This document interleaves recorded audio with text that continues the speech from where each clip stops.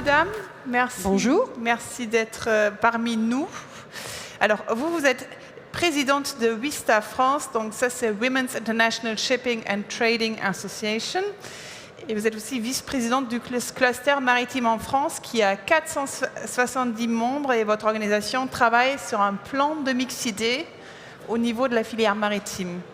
Ce plan, qu'est-ce qu'il comporte ? Bonjour, alors tout d'abord merci pour votre invitation à intervenir à Synergie. Alors, le cluster, effectivement, rassemble tous les acteurs de l'économie maritime. Comme vous dites, on est 470 acteurs, donc on couvre tous les secteurs. Et on a des entreprises de toute taille, start-up, grands groupes, écoles aussi, universités, des industriels, des services. Voilà, on couvre tous les secteurs de la filière maritime. Et on est là pour promouvoir ces acteurs de l'économie maritime en France, en Europe et internationale.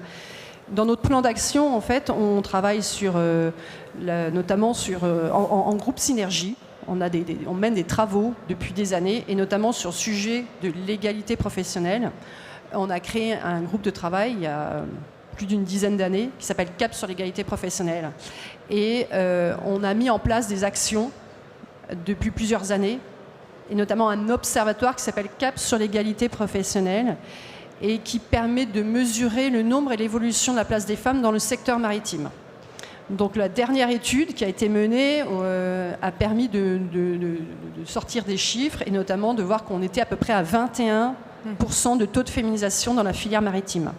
Alors si on regarde un peu plus dans le détail, on monte à 24% dans l'industrie navale. Dans l'industrie nautique, on est encore un petit peu plus nombreuses parce qu'on tend vers les 30%, mais dès qu'on parle de personnel navigant, là on tombe à 10%. Et dans les énergies marines renouvelables, puisqu'on a communiqué sur les chiffres de l'observatoire des énergies marines renouvelables qui est piloté par le cluster, les chiffres ont été dévoilés donc, avant-hier. Taux de féminisation dans la filière des EMR, c'est aussi 21%.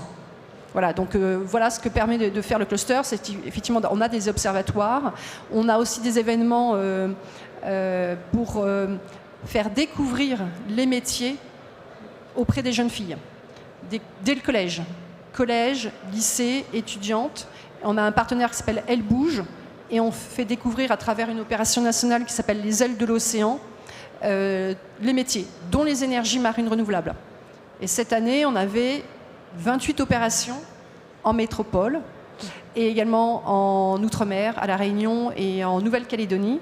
Et on a touché 1000 jeunes filles. Donc là, je suis très contente parce qu'effectivement, voilà, on espère mettre des petites graines dans la tête de ces jeunes filles pour leur dire, voyez, à travers le témoignage de femmes qui ont un parcours dans les métiers de la mer, qui sont ingénieurs, voilà, comment elles ont fait pour parvenir à ces métiers-là. Et donc, comment on donne à voir à ces jeunes filles la possibilité qu'elles peuvent, elles aussi, un jour, avoir ces fonctions dans les métiers de la mer et notamment dans les énergies marines renouvelables. Vous parlez d'un taux de féminisation de 21% à peu près. Quels obstacles est-ce qu'il y a dépassé pour que ce taux puisse augmenter ? Alors pour le dépasser, effectivement, ça prend du temps, on le voit bien, la progression est lente, mais moi je crois beaucoup justement à ces événements où on va vers les jeunes filles pour leur faire découvrir les métiers de la mer. On va vers les jeunes en fait. Tous les métiers de la filière maritime sont en tension et recrutent, que ce soit l'industrie navale, les compagnies maritimes et donc les énergies marines renouvelables. Donc je pense qu'il faut qu'ensemble, effectivement, on déploie davantage encore d'efforts pour faire découvrir ces métiers aux jeunes qui cherchent aussi des métiers de porteurs de sens, des métiers d'engagement justement pour protéger la planète, pour protéger l'environnement. Donc les énergies marines renouvelables, effectivement, sont pour moi une voie d'avenir pour les jeunes. Eh bien, il faut que les jeunes hommes et filles viennent davantage dans cette filière. Donc je pense que collectivement, et c'est pour ça aussi que le cluster porte ses actions, c'est faire découvrir les métiers, tous ces métiers et la variété de ces métiers. Est-ce que vous avez l'impression que les perceptions sont effectivement en train de changer ?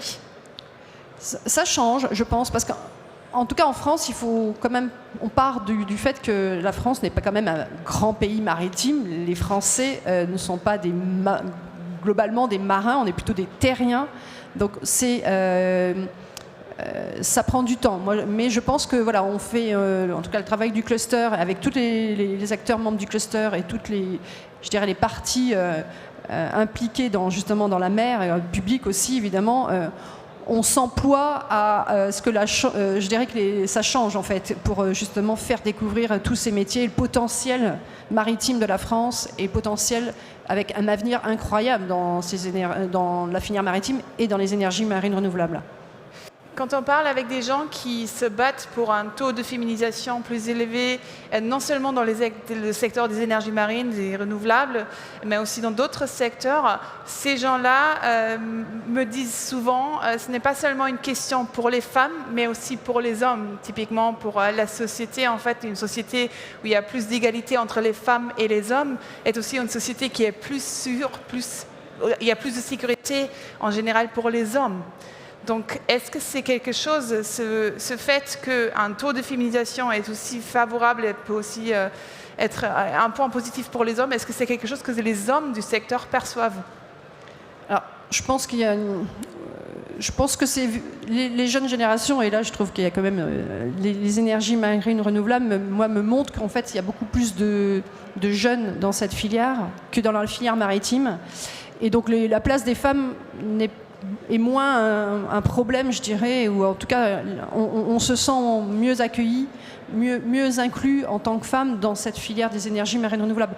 Parce que justement, je pense que les hommes ont tout à fait, je dirais, pris en compte qu'on avait notre place et que la mixité est importante pour développer même la performance économique des entreprises.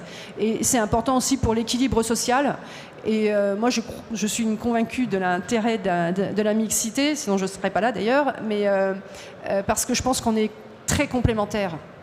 Et c'est dans les qualités de chacun qu'effectivement on peut ensemble avoir une intelligence collective et je dirais parvenir à des projets encore plus, je dirais, plus intéressants, parce qu'on prend en compte aussi les visions des uns et des autres, mais on va réaliser ces projets aussi avec les compétences des uns et des autres. Donc je pense que c'est bien de viser la mixité pour développer encore mieux nos projets, quel que soit le secteur de toute façon. Merci beaucoup, madame. Merci. Et on a un joli dessin de la part de Fanny qui a donc bien écouté notre conversation sur scène, qui résume un peu ce qu'on vient d'entendre. Donc on a parlé de taux de féminisation dans la filière, du plan de mixité, de vos actions. Tout à fait, ouais. Et effectivement, dans le cadre des actions du cluster, nous sommes là aussi pour porter un message auprès des pouvoirs publics. Et donc on a poussé pour que dans le prochain comité interministériel de la mer, il y ait aussi un plan mixité. Donc la suite au prochain comité interministériel de la mer. Voilà. Très bien. Merci Merci beaucoup. Merci d'avoir écouté.